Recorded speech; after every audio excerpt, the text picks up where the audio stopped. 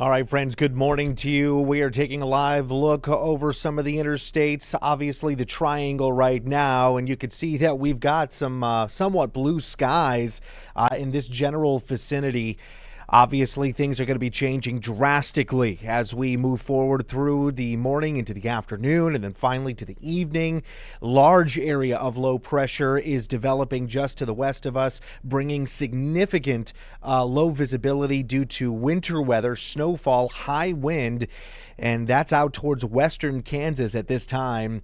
We've already been dealing with gusty conditions here to the metro, up to almost 45 miles per hour early this morning. Sustained wind has been ranging from 20 to 30 miles per hour, and we continue to increase that wind mainly out of the south, but that too will change, switching direction out of the north as we make it forward into the afternoon. It's all associated with that low pressure system that brings us that significant rain and kind of blizzard-like conditions predicted. So good morning to you guys. First Warn 5 meteorologist Greg Bennett here. We have been tracking this all morning long, really days and days and days just in general, tracking this storm system for you, letting you know about it first, literally since this past weekend, but brought you that First Warn weather day scenario around Monday afternoon to make sure that you had all the information you really needed to know about the storm system. So I'm going to go ahead, not waste your time. We are going to rock and roll and get into some nitty-gritty details here. First thing I'm going to do is I'm going to pop up our future forecast data, and I'm going to put myself into the small screen so we can track this thing together. This is a brand new update that came down the line to us at about 8 o'clock in the morning. So fresh eyes on this right now. And as you can tell, this is still a slow developing kind of system, but I would not rule out even by lunchtime getting a few just isolated showers to pop in and around the metro. Obviously, the viewing area as a whole, it's very, very kind of sporadic and isolated because we're not quite to the meat of the actual low pressure system itself.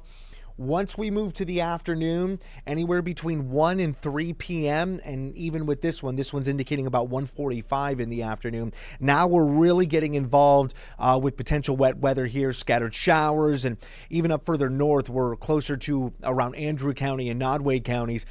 This could be where we see actual thunderstorms ahead of the drop in temperature here. So we still have a valid forecast to bring in some storm activity. I don't believe we're going to get into anything kind of severe out of these storms, but we are developing high wind just in general. And of course, when you're accompanying that with rainfall and wet, slick conditions, it's just not a good combination all the way around. Let's keep going, showing you that easily by 2 or 3 p.m. we're getting definitely involved in the wet weather, some heavier downpours just to the north of the loop itself. The darker greens indicative of moderate to heavy shower activity. The yellows, thunderstorm activity. You can see that we even developed those little lightning flashes in there for you. But then the pink is a coloration that we use for rain and snow mixture. We call that a wintry mix. And that is indicative off around maybe Leavenworth County and Andrew counties as well. Pardon me, Jefferson County. Moving down towards Douglas County and then Franklin and Anderson counties, all dealing with that winter mix. And then it stretches right on up towards Worth and Gentry counties near Bethany as well. And that's going to be our line. That's the big change in wind direction that we anticipate is around this time frame where we develop a southerly flow is going to be more towards Butler, Clinton, and Warrensburg, and the northerly track with the wind. So coming up from the top of the actual low pressure system and shooting down is going to be our neck of the woods. Now we're going to get those gusts out of the north around the late afternoon, and with that much colder air, with that cold air, you don't keep wet weather, you keep into a frozen precipitation opportunity. So definitely something that you want to be aware of by late this afternoon. We get to the evening, 5 o'clock and 6 o'clock. This is our window that we're all getting ready to be done with work, right? And we're getting back on those roads. We have half the metro coming in with the wintry mix, the other one struggling right now in this particular forecast model that indicates that we want to keep the heavy downpours and maybe a couple of weak thunderstorms out there too. During this time frame, this is where we should see the gustiest of conditions for the metro specifically. Okay, so we're talking about 45 to 55 mile per hour gusts, sustained wind of 25 to 35 miles per hour. Okay, high wind as we're getting into this winter mix. And even that mix could mean low visibility, all right, or at least lower visibility all the way around. So definitely want to watch out for that as we move towards the early evening. Then, of course, we go through the entirety of the evening. As we continue to fall temperatures, we're getting more into a winter mix, more snow shower activity here, and then finally begins to break off as we move closer to the late night between 10 and 11 p.m. This is only one model. This is only one model that I'm showing you right now, okay? Several models are indicating that it will be done by 9 p.m. Others are saying this entire system won't be done until 2 or 3 o'clock in the morning on Thursday from the viewing area. So there's still a bit of timing issues and concerns, but overall the intensity has kind of sort of shown confidence and continuity, which is definitely a plus. That gives us the sign that, okay, this is more or less likely going to occur, you know, the type of precipitation that we're going to see. And this is a bit different compared to where we were literally a day and a half ago, where we were seeing the entire backside of this low pressure system, nothing but snowfall. So it's not like that anymore. Now we're dealing with more of a rain-snow mix with maybe a little bit more of a 60-40 mix of snow to rainfall, but nonetheless it's more of a mix here, and that changes how much accumulation we're going to see.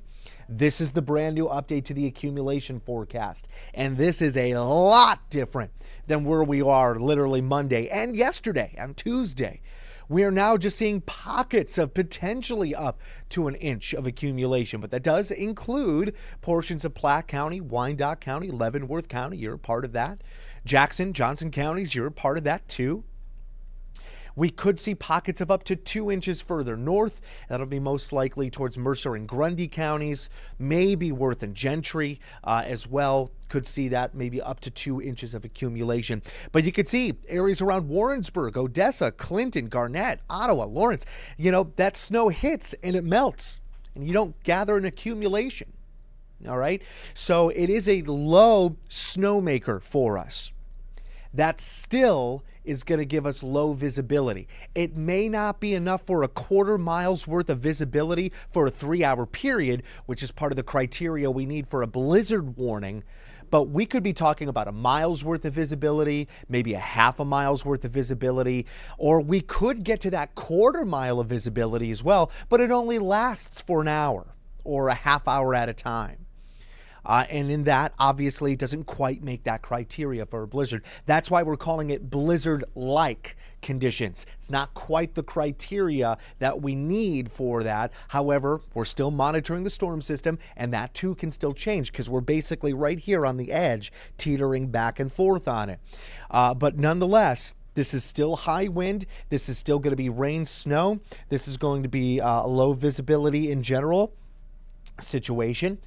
My apologies. I keep looking over here, and it's because my phone is going off. I've got, you know, all these different alert and updates coming through from town by town for the Missouri River Valley here. So my apologies. Let's get back into this, though, and show you where we're at around 2 o'clock in the afternoon. Look at those gusts. And again, this is just a forecast. This is just a prediction. We really won't know what the wind does until the wind comes through. But 45-mile-an-hour gusts around 2 o'clock here, maybe around the airport. Atchison at 56, St. Joe 52, Maryville 53. This is where, again, we see that transition from a southerly flow being on the front side of the low to a northerly flow being on the back side of the low, and that ushers in the massive drop in temperature. As we move forward into the evening, 45-mile-an-hour gusts looking more and more common, and maybe up to 46.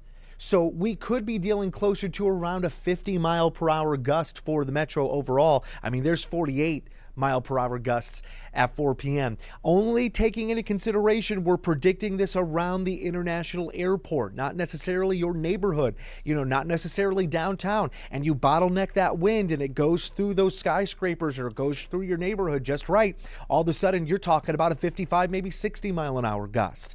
So we've got to take that into perspective here, right? We've got to take perspective with this and consideration that, when we're showing you these values, it's not exactly a pinpoint of your neighborhood.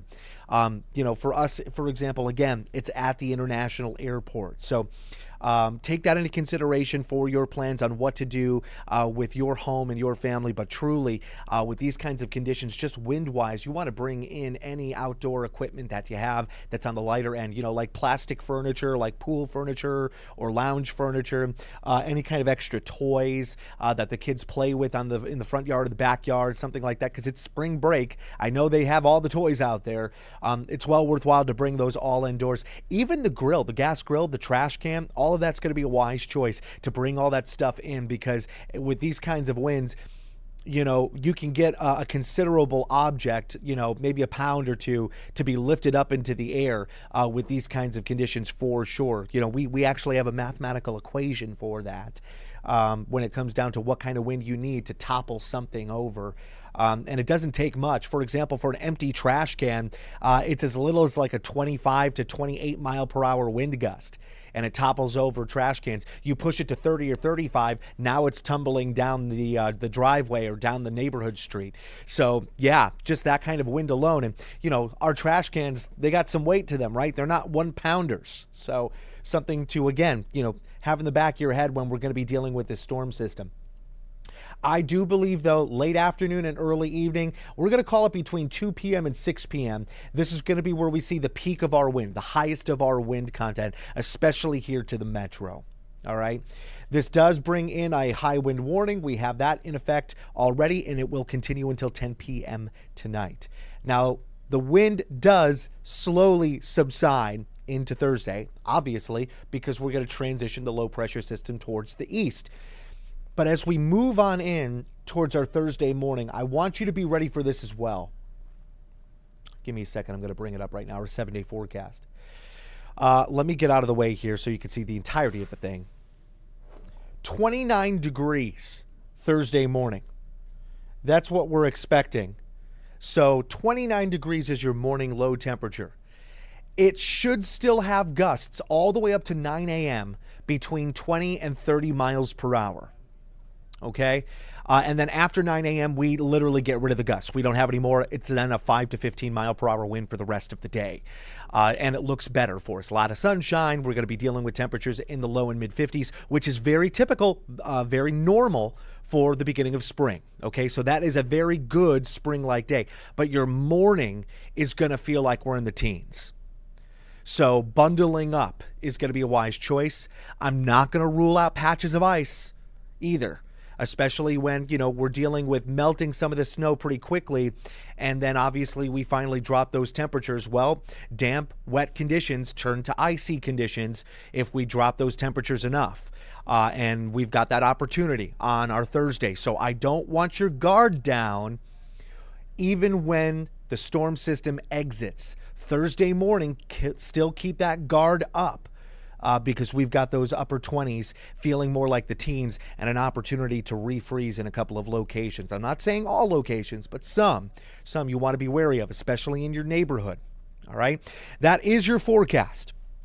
With that being said, I'm going to leave you a live look over the triangle right now. If you need to get last minute things done, before we get into the wild wind, some rainfall, some snowfall out there, now's the time to do it. Still a very mild forecast, but we will be dropping temperatures quickly moving forward.